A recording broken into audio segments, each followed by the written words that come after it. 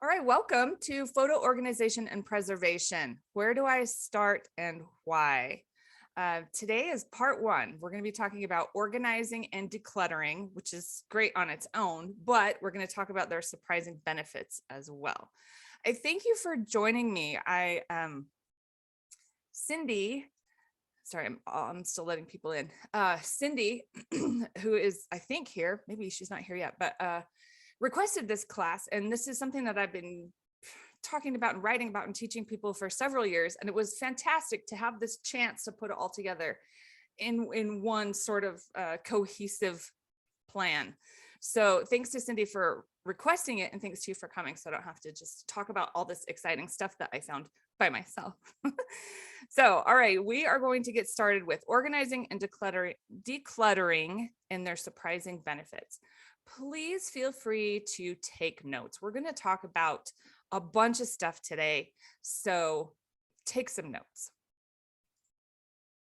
All right, so we're going to go back to actually the beginning, where photography started, to find out why we are in this place of having to organize and declutter. So photography was invented in the early 1800s.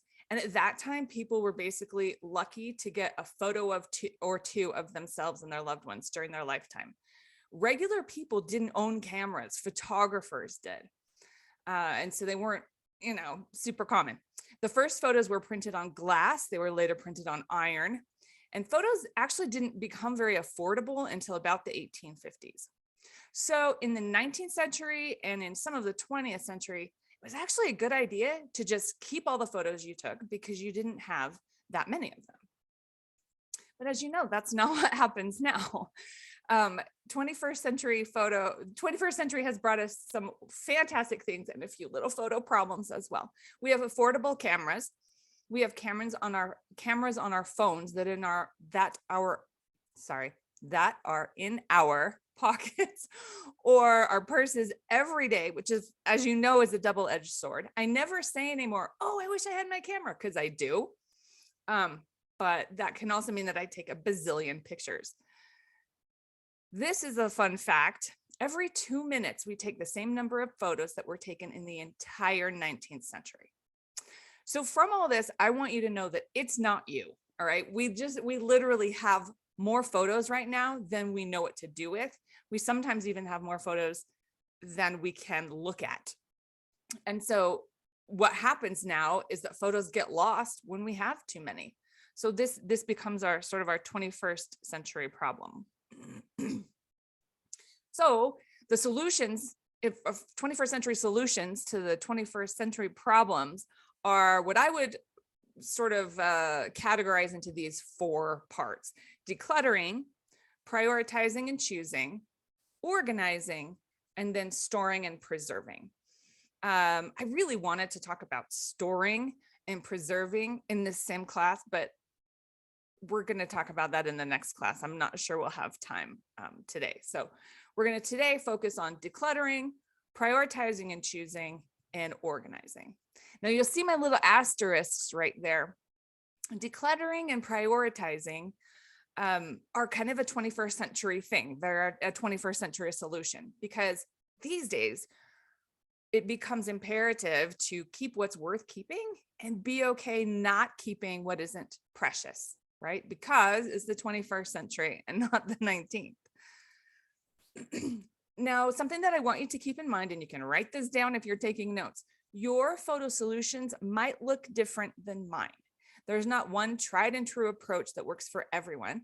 So as we talk, not only today, but in the other 2 classes, make notes of suggestions that click for you.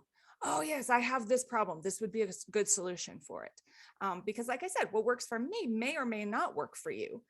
And it's good to have a lot of options so that we can find something that does work for us. All right, so before we get into the 4 parts of organizing, I want to tell you that organizing your photos is more important than organizing your photos. Okay, there are actually some very surprising benefits that come from organizing your photos. What I want you to do is to move your photos from a to-do list chore to what they really are, which is self-care. All right, I want you to think about that for a minute. A to-do list chore is like picking up the dry cleaning and paying the bills and all that stuff. But photos, organizing your photos, don't actually go in that column. So let me tell you why. I know the font here is a little bit small because there's a lot of benefits to spending time with your pictures and memories. And every one of these has been proven in some sort of study. So spending time with your pictures and your memories has been shown to reduce stress, increase gratitude, improve your memory, increase your creativity, make connections with other people and with your own self, which is amazing, increase your sense of belonging. Pictures and memories even act as an antidote to the emotional tolls of social media, including loneliness. Did you know that? One of the emotional tolls of using social media a lot is a feeling of loneliness and the fear of missing out. So when you spend time with your pictures and memories, you realize that you're not lonely and you're not missing out.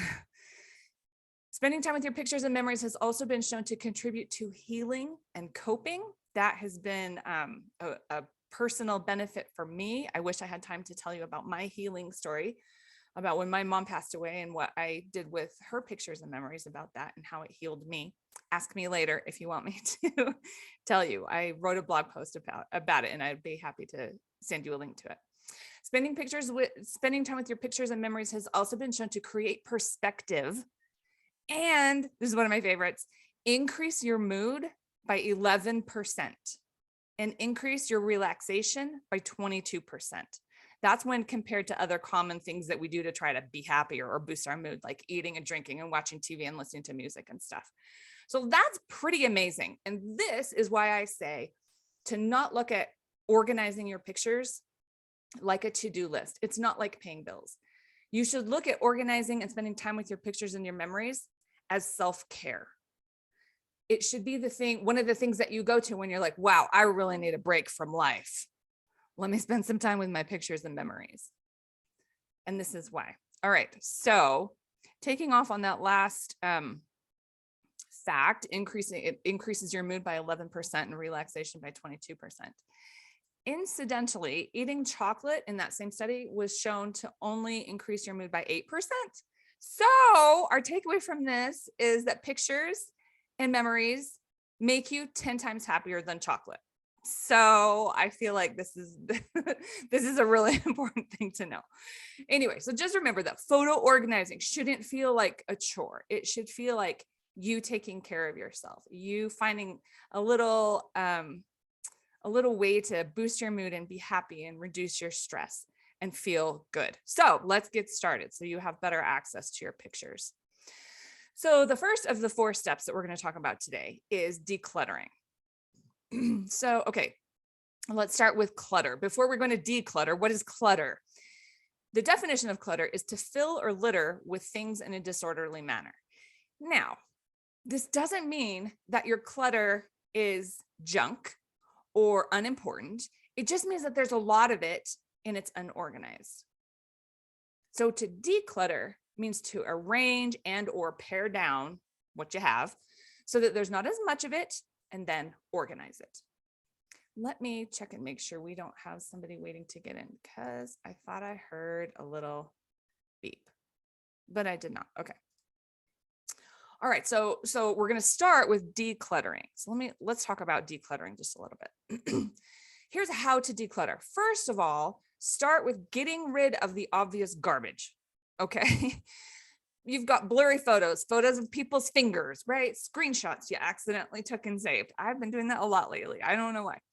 But when you look at your pictures, there will be some obvious garbage. So start with just getting rid of that. Get that out of your way.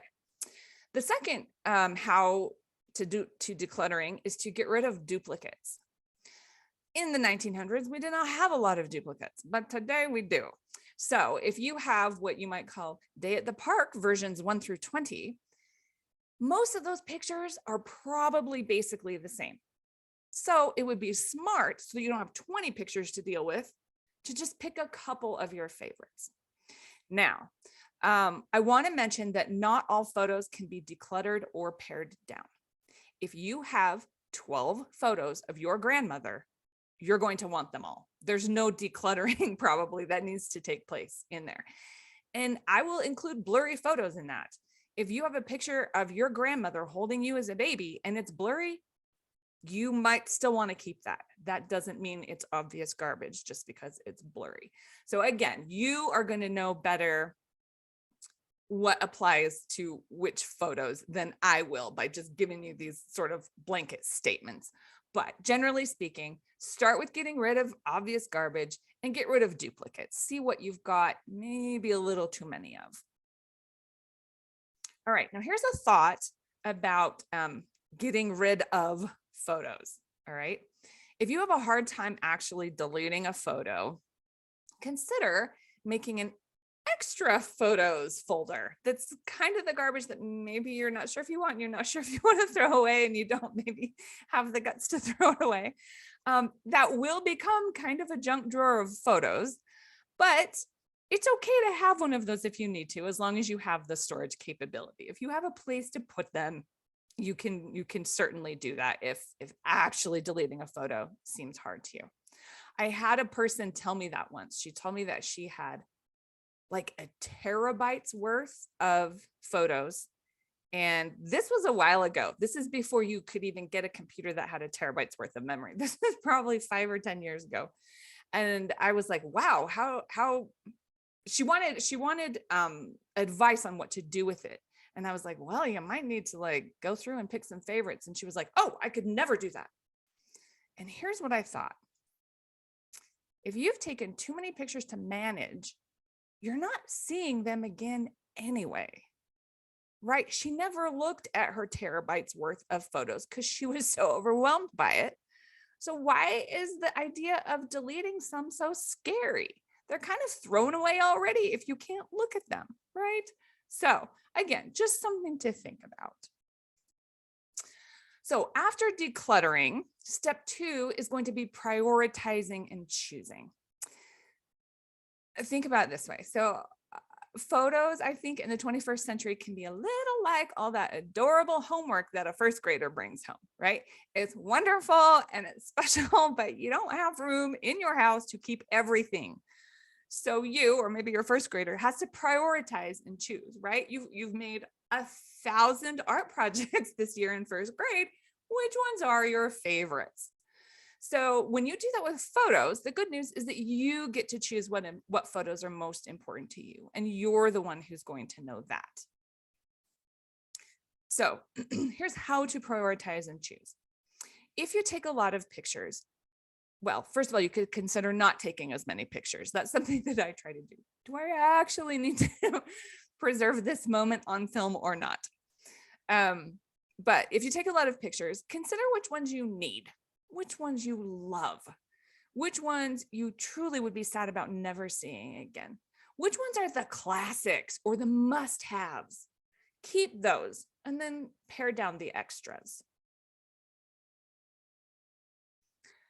The next step in how to prioritize and choose is consider how many photos you want without people in them. For example, a picture of the Eiffel Tower or the Grand Canyon without you in it is something you can find on the internet. How many of those are worth keeping? Now, I'm not answering that question for you. That's just something for you to consider, because sometimes I really like taking pictures of what my experience was. I saw this and this and this, and I'm not in every picture, but if I keep those, then I remember my experience. So just ask yourself, do I need or want 30 pictures from the zoo? Do I need or want 30 pictures of sunsets? The answer may be yes, and the answer may be no. Only you know the value of your photos.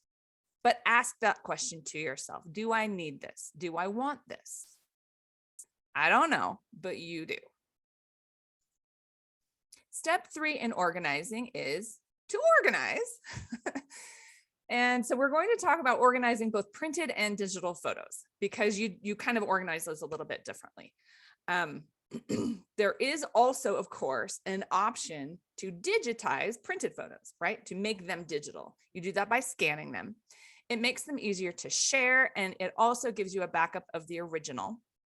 If you want to digitize printed photos, I recommend something called the Forever Box. It's a great option. We'll talk about that more when we talk about storage and preservation of photos in class number 2.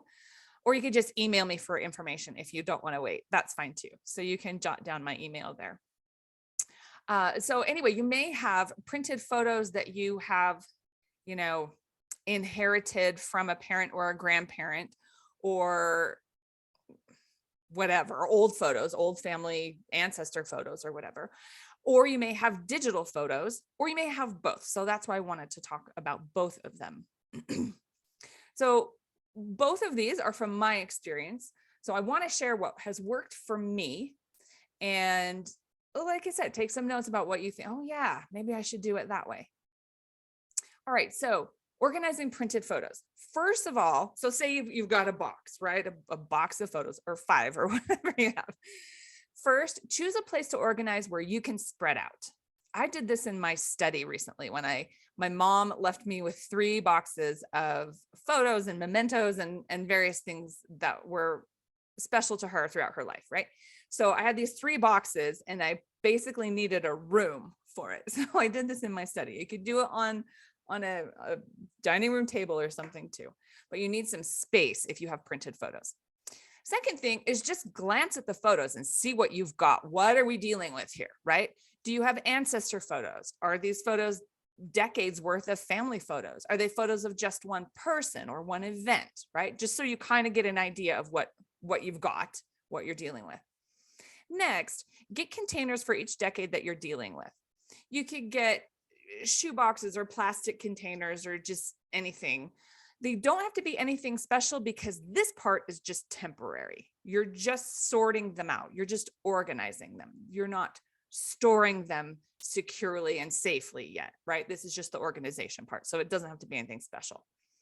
Label them with sticky notes for each decade, right? 1970s, 1980s, 1990s, okay? Once you do that, you now have a place for every picture to go, which is pretty great. So begin organizing, organize by decade, right? Put all the pictures from the 80s in the container labeled 80s, all the pictures from the 90s in the container labeled 90s. Start with just the decades. Once everything is organized into decades, organize each decade by year. So you grab the 1990s bin or folder or box or whatever you've got, and divide that into 1991, 1992, 1993. I suggest folders or manila envelopes for this. Again, it's just temporary, and these are not particularly safe ways to store photos, so you don't want to leave them here for a long time. This is just, it's the equivalent of spreading them all out on your floor, right? If you need to organize further, you can organize by month in separate containers. So like I said, we'll talk about storing them in permanent containers next time. But for now, just keep in mind that the temporary containers may not be safe for long-term storage. So you don't really want to leave them in this condition for a long time. All right, here are a few tips about photo organizing before we move on to digital photos. Take a break. If you work on something for 5 hours, you might be tired. So take a break and enjoy it. Another tip is to work with someone else. When you organize your photos with a sibling, a child, a parent, a spouse, or a friend, it can actually make going through photos extra fun. It's going to be fun anyway, but it can make it extra fun. It can actually be kind of a bonding time. Here's a picture of my grandma, and I'm going through this with my daughter, and my daughter never met my grandma, and I get a chance to talk about her a little bit. So those are 2 tips that I personally think are pretty important and good. All right, so let's move on to organizing digital photos.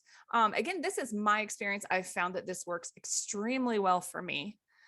So I hope you can take away a few things that will work for you. So with the amount of digital photos we have these days, more or less the purpose of organizing photos today is to be able to find them and find them quickly, right? Sometimes if we have so many, we just don't even know where to look. We don't even know where so-and-so's wedding photo is because it's just kind of everywhere.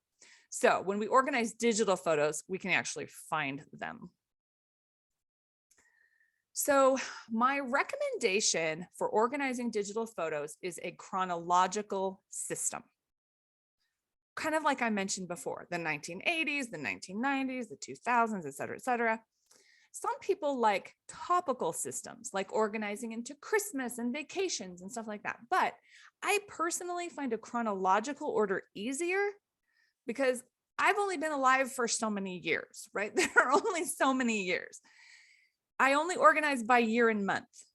But if I organized by topics, I could have 97 different topics that I might come up with, or, and then there's like kind of no limit to the amount of topics that you could come up with.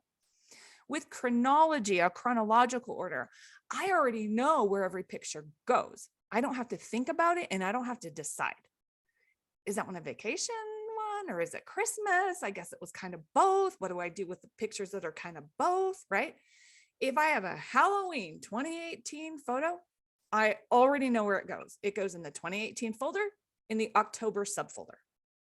So that's why I like organizing in a chronological system. Maybe that's just because it's easy for me and I don't have to think as much. I don't know, but that really works for me because I already know where everything goes. All right, so kind of some how-to steps for organizing printed photos. So first of all, this is kind of similar to what we talked about with the printed photos. On your computer though, now set up year folders such as 2017, 2018, 2019, right? Within each folder, create a subfolder with the month. So for example, my 2017 folder has some subfolders called January 2017, February 2017, etc. When you have a lot of pictures in a given month, okay, we went to Disneyland and there was a wedding and, blah, blah, blah. You can add more subfolders for maximum organization. I'm going to show you a couple of examples of that. But you can always add more if it helps. So like within February 2017, instead of just all your pictures from February, you could have February, the wedding, February, the Disneyland, and stuff like that. All right, so I'm going to show you an example of that.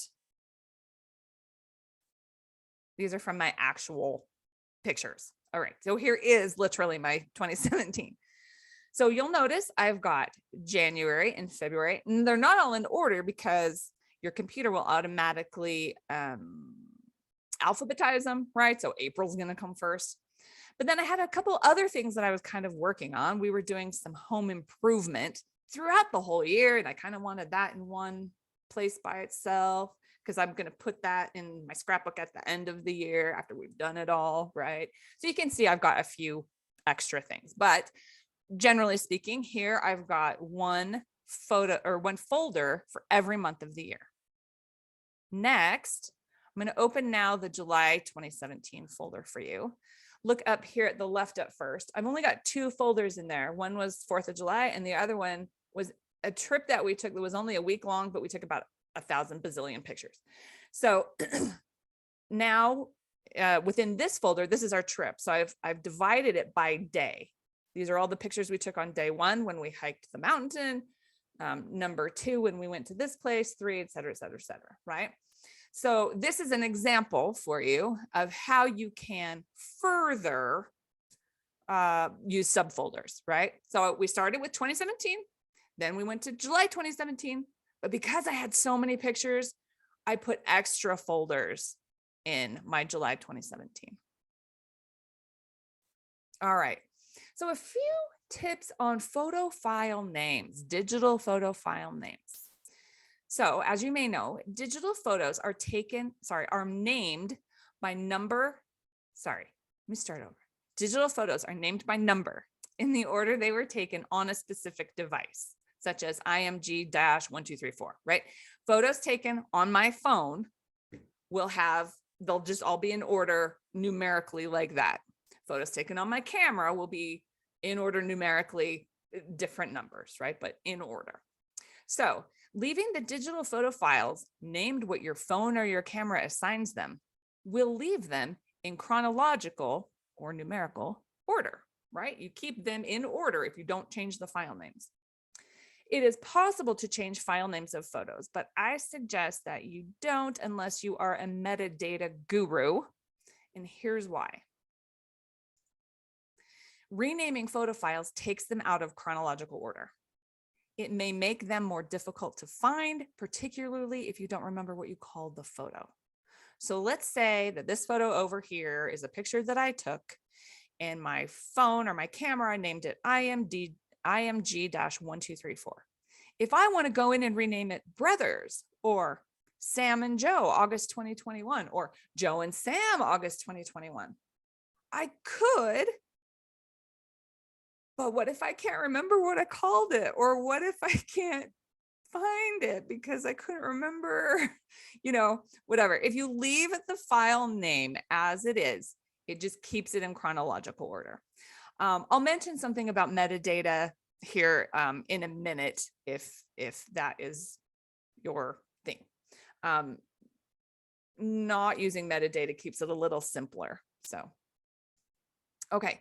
Here is digital photo file name tip number 2.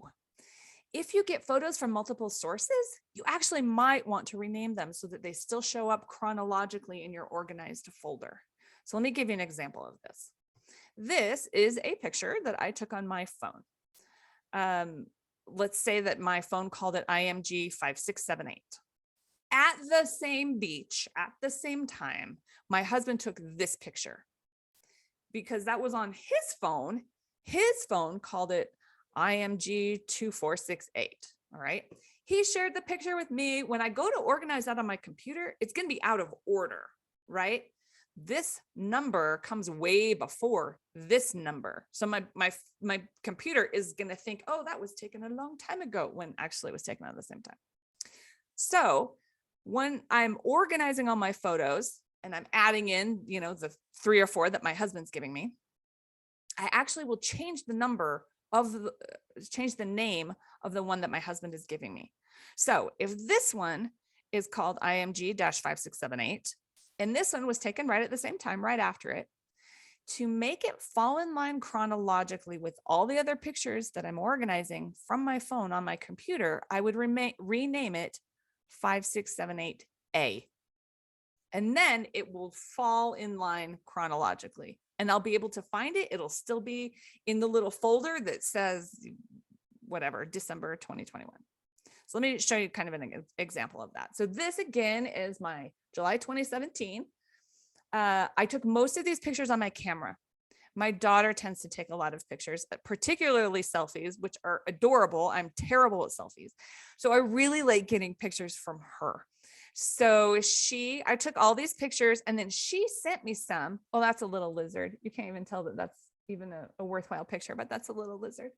Anyway, so anything she sent me, I would have fall in line. Okay, well, so we got there, we saw this, we saw the lizard.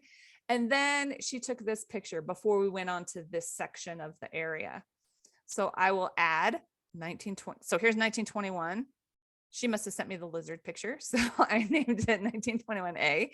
And then this one, 1921B. So you can kind of see I've added little A's and B's to put her pictures in the order, same order as mine, so that when I look, they're all chronologically there. All right, so let's talk for a second about metadata. Metadata is a way of adding keywords to your digital photo files to help you group them together. So you could add keywords like beach or 2017 or kids or John or whatever. This image here is kind of an example of what you can do with metadata. There are simple ways to add keywords and such. There are also programs that you can buy. I read an article recently about metadata where the author called it bookkeeping for photographers. So like he was saying, like, it's really meticulous and annoying, but it can be helpful if you want to search things by keyword. I am not an expert in metadata. This class is geared toward just kind of your basic photo organization. So if you want to learn more about metadata, there's really a lot of information on the internet about it. You can Google it. I have seen YouTube videos about it as well. So if you want to jot that down, if you are interested in metadata, I will give you just a second. All right. So step 4, this is our last step. This part is really important. Now you celebrate your photo organizing. You pat yourself on the back. You know, jump up and down. You email me and say, I did it. I'm so excited. All right. After you organize, you need to be sure that your photos are stored safely. All right. Organizing is actually not the end.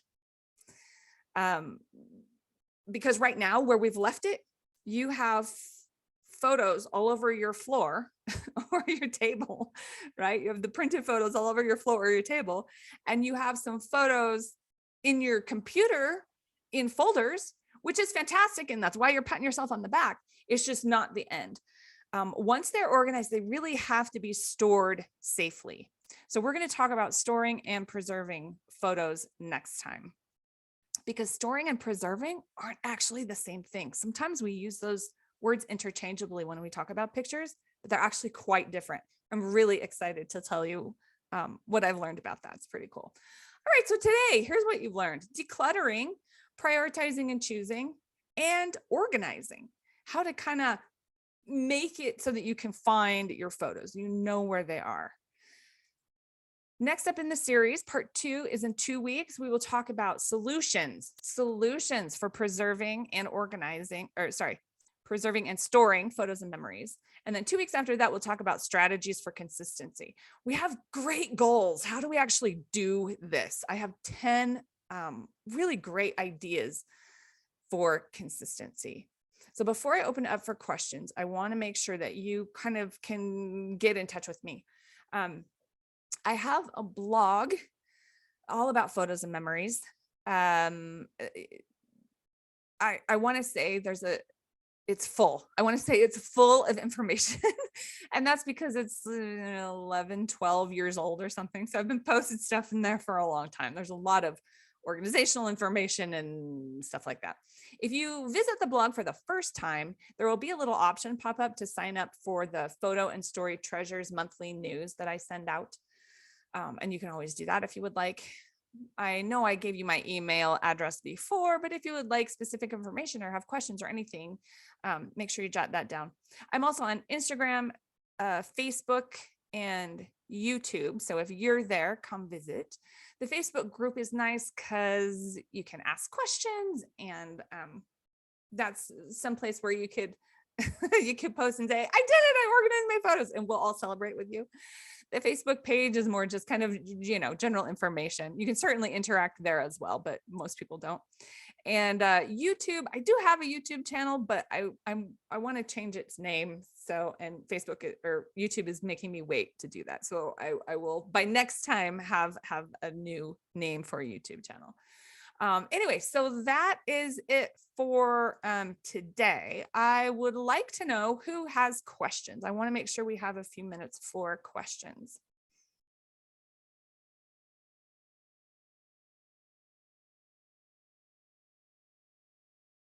If you want to type in the chat box or unmute yourself, or if you don't have any questions, that's fine too. Hello, my name is Tom, and I do have one suggestion is to use the number of the month instead of the name of the month. That way you get your folders all in a chronological order rather than alphabetical. I love that. Why didn't I think of that? Thank you, Tom. That's perfect. Right. So instead of saying January and then it goes under the J, you would put 1/2017. 2/2017, and then it is already in order. Love that. Thank you. That's perfect. I'm jealous. I wish I would have thought of that. Okay, anybody else? Well, I'm Trisha and my husband is Tom, and we are facing, and you can think about this, but my mother passed away and I have photo albums from probably 1948 till the day she died at 90. Yeah. And it's kind of overwhelming. She's labeled them all. She's got them all dated and everything, but I don't know what to do with all of that. I was going to say, you sound a tiny bit speechless when you're trying to explain this to me. Yeah. And that's not counting all the photos that I've taken of my family. We have Right. 3 daughters and adopted, like 5 more kids. So Yeah. there's a lot of that. So tell me what you would Mhm. like to do with them. Well, I mean, are they fine as is? Are they actual, the problem is we live in a 5th wheel trailer. Okay. So there's nowhere for me to store them. And I would like to keep probably some of them. I have a brother that might want some. My children, of course, want everything, but they can't, have everything either. They don't have room. So, Yeah. I guess it just seems so overwhelming, which is why this was timely. Yeah. And then we have a whole box that his mother gave us of unknown relatives. They're not labeled, some of them. I'm actually going to make myself a note and send you an email because I feel guilty about throwing them away. I know, right? I am going to send you an email. I don't know how miraculously this solves your problem or anything, but sorry, I can't write and think at the same time. I did a little bit of looking on some tools that can help you identify family photos. Oh, good. So I'll send you some blog posts about that and you can kind of see if any of those will be helpful. Like I said, they're probably not like the miraculous, oh, that's Uncle Bob or what, but maybe some things that will help you figure out a few things. So I'll send you that. And I'm grateful. Sorry, go ahead. I'm sorry. I'm grateful that you're doing this because just even listening now makes it seem like, okay, well, I could do a little of this. So this was very timely for me. I don't know anybody else. So I'll be quiet now and let somebody else. No, you're good. One last thing that I want to tell you before I go to Linda's question is that some of the things that you're talking about overwhelm, that's a 21st century problem, right? And we'll talk about that a little bit in class 2, but we'll talk a lot about that in class 3, where where do I start? I don't even know where to start. So the I'm speechless part, we'll start talking about that. So yeah, good. But I will send you those blog posts because they may give you a little something. So thank you very much. Miss Linda said, can you show the page where your folders are organized? Absolutely. Let me get over there.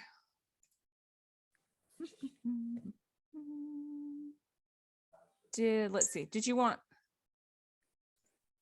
this one, Linda? Yeah. Okay. Hold on, let me.